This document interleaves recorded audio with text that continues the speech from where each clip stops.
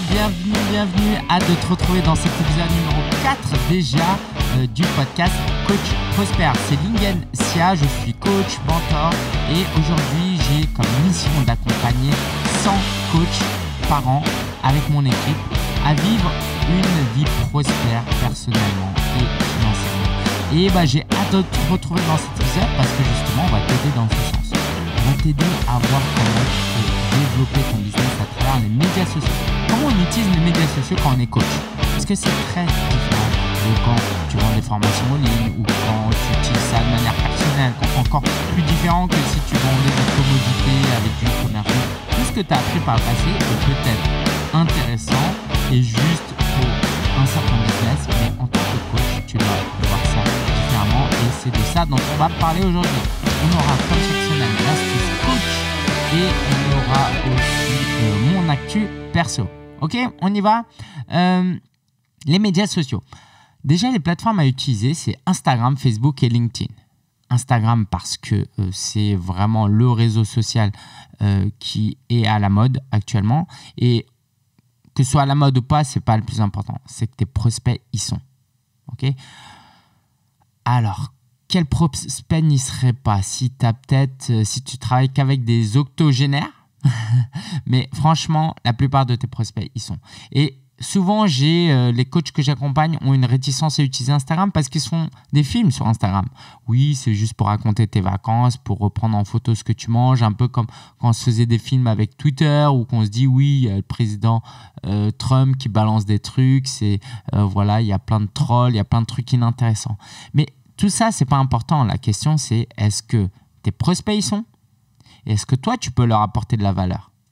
Tout ce qui se fait autour n'a pas d'importance. Okay? Donc, Instagram à utiliser absolument, surtout que c'est super facile à utiliser. Tu as juste à publier une photo, une vidéo et écrire un petit texte. Et surtout, ne te mets pas la pression. Moi, j'enseigne souvent aux gens de faire du benchmarking, à mes clients de regarder ce que les autres font. Mais il ne faut pas le faire au point où ça nous décourage. On se dit, mais mince, moi, je ne peux pas faire ça. D'accord? Donc, vas-y, va sur Instagram, publie du contenu et je vais t'expliquer quoi publier après. Facebook, c'est encore le réseau social de référence. Pareil, tous tes clients y sont, je peux te le garantir. Et LinkedIn, c'est le réseau social qui monte, qui pendant très longtemps a été réservé au B2B, aux gens qui cherchaient un job, etc. Mais il y a de plus en plus d'entrepreneurs qui y sont et tout simplement, il y a des êtres humains. Donc, si ta clientèle, c'est des gens qui ont un travail, on va dire ça comme ça, je ne vois pas pourquoi tu ne pourrais pas utiliser LinkedIn. Maintenant, tu vas peut-être te dire oui, mais les trois par lesquels commencer, etc., c'est compliqué. Pour commencer, fais de manière très simple. Tu publies la même chose sur les trois réseaux sociaux. Ne te prends vraiment pas la tête. Quand tu auras un community manager, que tu auras du temps à dédier, tu pourras faire ton planning éditorial, etc., etc. Mais pour commencer, fais au plus simple. Alors, la première chose que tu fais quand tu es sur ces réseaux sociaux, une fois que tu as créé ton compte, c'est d'avoir un profil qui donne confiance.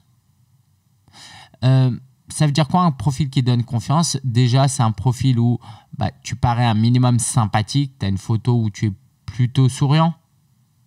Donc, tu inspires la confiance à travers qui tu es. Que ton profil s'adresse à un certain type de public. Si par exemple, tu mets sur LinkedIn que tu es juste coach, ça va parler à personne. Par contre, si tu es coach pour maman, coach pour perdre du poids, coach pour trouver un travail, coach pour trouver l'amour, etc., là, la personne, elle va se dire « Ah, en fait, elle s'adresse à moi. » Et là où ça va faire tilt, c'est au moment où ton prospect va se dire « Tiens, ça, c'est fait pour moi. Cette personne, elle est faite pour moi. » Ok? Donc, quand tu arrives à faire ça, là, c'est idéal. Donc, à toi de jouer sur la photo, sur ta biographie, sur ta photo de couverture, si tu es sur un LinkedIn ou Facebook. Et puis, ton profil doit avoir un appel à l'action clair. À partir du moment quand on vient sur ton profil, il faut qu'on trouve quelque part. Donc, chaque plateforme a ses particularités, mais c'est le même principe. Il faut que tu aies un appel à l'action vers un e-book gratuit pour que tu obtiennes l'email, ou vers une page Calendly où la personne peut prendre rendez-vous avec toi, ou vers une masterclass enregistrée. Bref, qu'il y ait un appel à l'action vers quelque chose de simple, précis et qui apporte de la valeur. Okay, donc ça, c'est pour le profil. Maintenant, je t'avais dit que j'allais te dire quoi publier.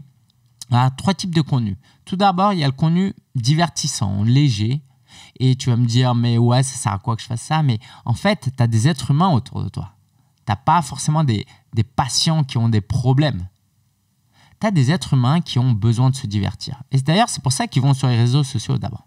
Donc, ça ne veut pas dire que tu dois commencer à faire des blagues, à danser, à chanter, mais une photo de tes vacances, d'une anecdote, une histoire, une anecdote que tu racontes par rapport à quelque chose que tu as vécu. Bref, quelque chose juste de léger, un peu comme si tu parlais à un ami. Tu peux aussi publier du contenu qui apporte des solutions à des problèmes. Et là, tu rentres vraiment en mode je suis ton prof, je suis ton formateur, je suis ton mentor, j'ai les solutions à tes problèmes. Okay? Donc là, c'est simple. Tu prends les questions que tes prospects se posent le plus souvent et puis tu en fais un épisode, tu en fais un écrit où tu expliques ce que tu réponds à tes prospects, tout simplement. Puis, il y a le contenu inspirationnel qui va juste faire réfléchir les gens, qui va les encourager, qui va toucher leurs émotions, qui va vraiment, typiquement, c'est, tu vois, l'épisode de la semaine dernière, c'est ça, hein, où je t'ai partagé ma vision, mission, passion, vision, mission, valeur. Oui, je t'ai donné un peu des clés pour toi-même faire ça, mais surtout, j'ai essayé de t'inspirer à travers mon histoire, de te faire réfléchir à ce que toi, tu peux avoir. Toi, tu peux aspirer. À quoi toi, tu peux prétendre. Quels objectifs tu dois te fixer.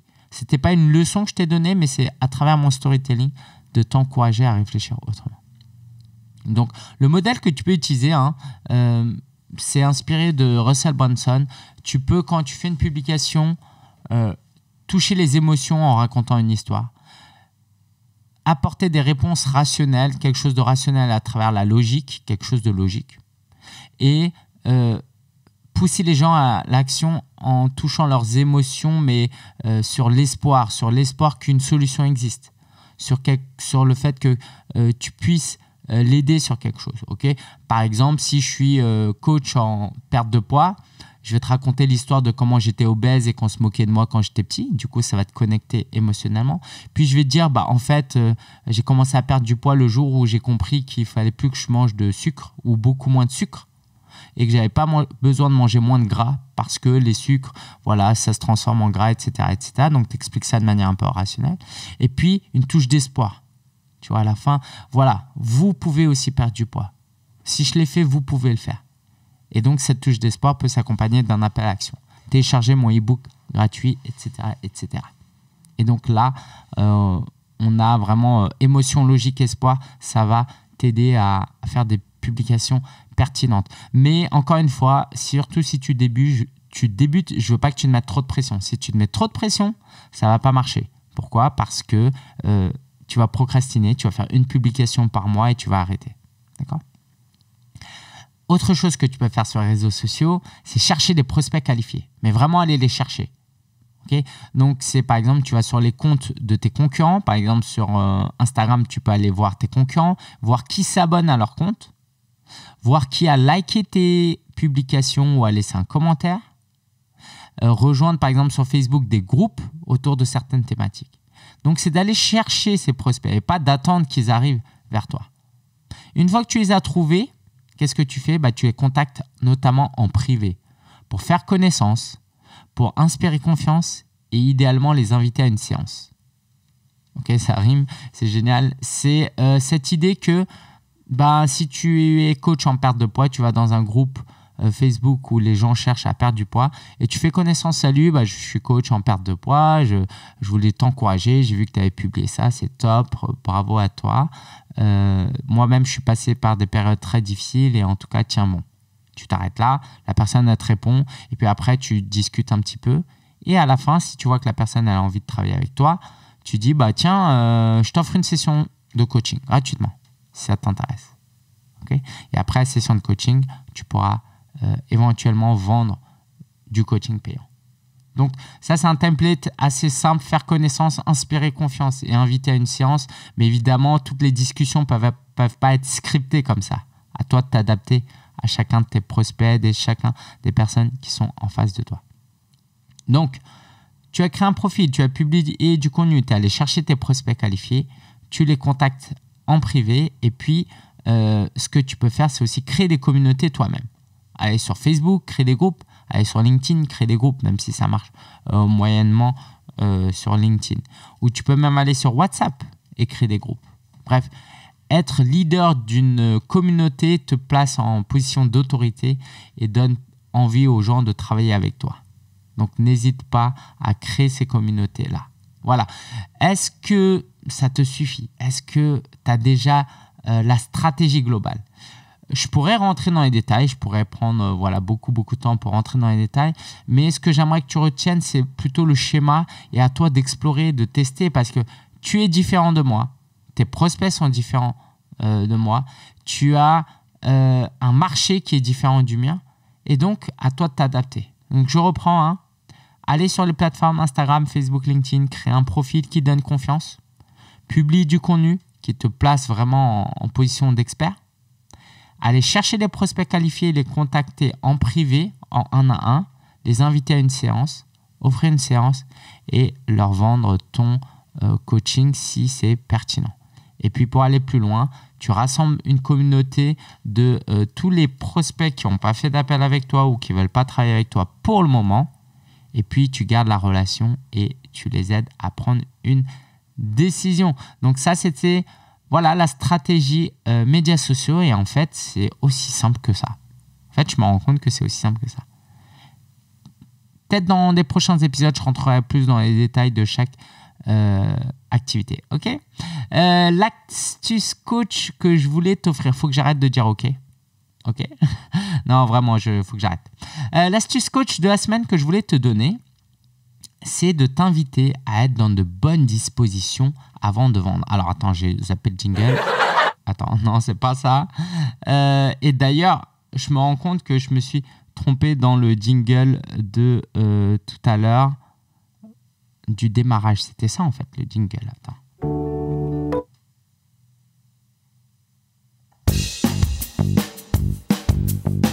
Ok. Et maintenant, on passe à l'astuce coach de la semaine.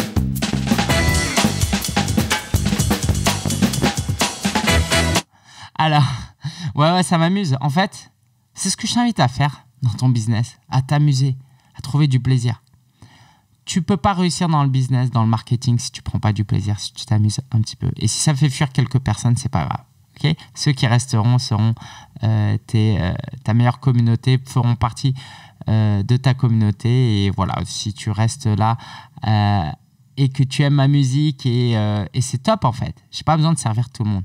Voilà. Alors, l'astuce coach, c'était pas ça l'astuce coach de la semaine. L'astuce coach, c'est comment vendre. En fait, la vente d'un coaching haut de gamme se fait surtout au téléphone.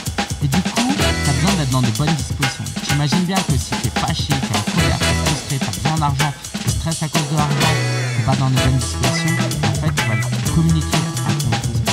Du coup, il va le sentir. Il ne va pas vouloir travailler avec toi. Vraiment sentir. Et ces derniers temps, j'ai vraiment vécu ça.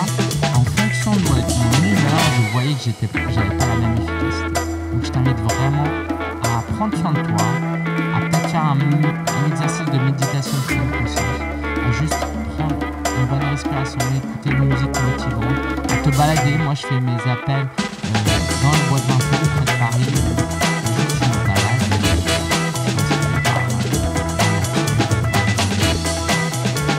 J'espère que ça t'aide et des nouvelles. L'actu de la semaine. Ouais. Alors, ce que j'aimerais te dire, c'est que j'ai présenté la vision, mission et mes valeurs à mon équipe. Donc, tous les mardis à 11h, on a une réunion, qui sont là de manière régulière maintenant dans l'équipe, pas tous à temps plein. Et ça m'a vraiment aidé.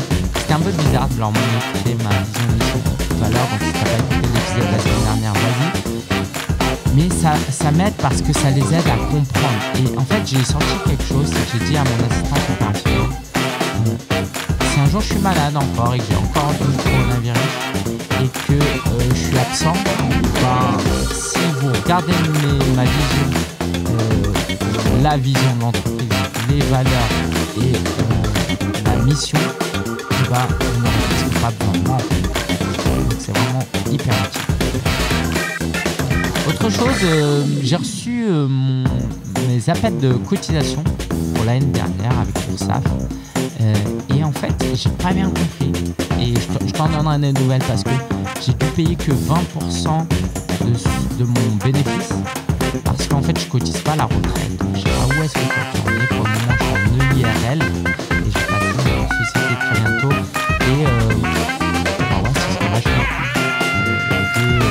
de payer que 20%.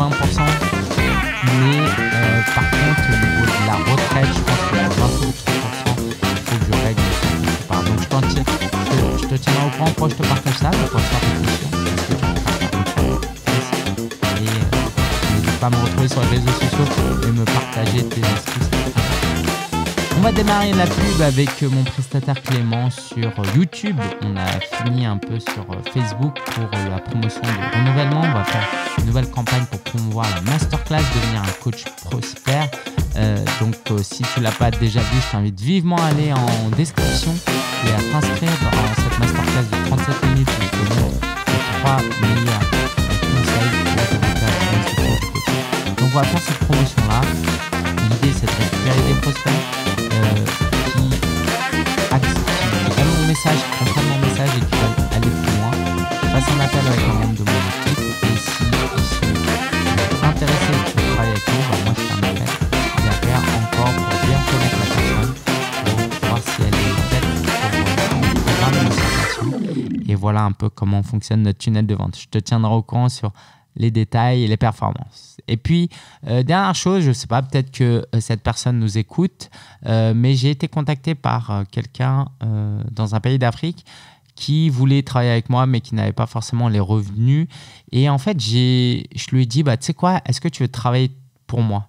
Parce que j'ai senti qu'il avait un enthousiasme, une joie, vraiment une énergie qui serait intéressante. Et comme j'ai à cœur d'aider en Afrique et que j'ai pas le temps de le faire, je me suis dit tiens, on va voir comment je peux l'intégrer dans l'équipe. Donc je suis en discussion avec lui et on verra ça. En tout cas, c'est vachement chouette d'être sur internet, de pouvoir toucher des gens du monde entier. Donc je te tiendrai au courant aussi. Je te souhaite une bonne journée, une bonne semaine, un bon week-end et vraiment que tu puisses croire en ton business, que tu ailles chercher tes clients parce qu'ils sont là. Les gens ont des besoins. Mais vraiment, plus j'avance dans le business, plus j'observe et plus je me rends compte à quel point il y a des gens qui sont en détresse. Et toi, même si tu n'es pas parfait, tu peux aider ces gens-là. Et en plus, tu peux gagner de l'argent et vivre de cette passion et de cette contribution. Donc, vas-y. Les gens ont besoin de toi. Aie confiance. Et on se dit à la semaine prochaine pour un nouvel épisode de podcast. Ciao, ciao!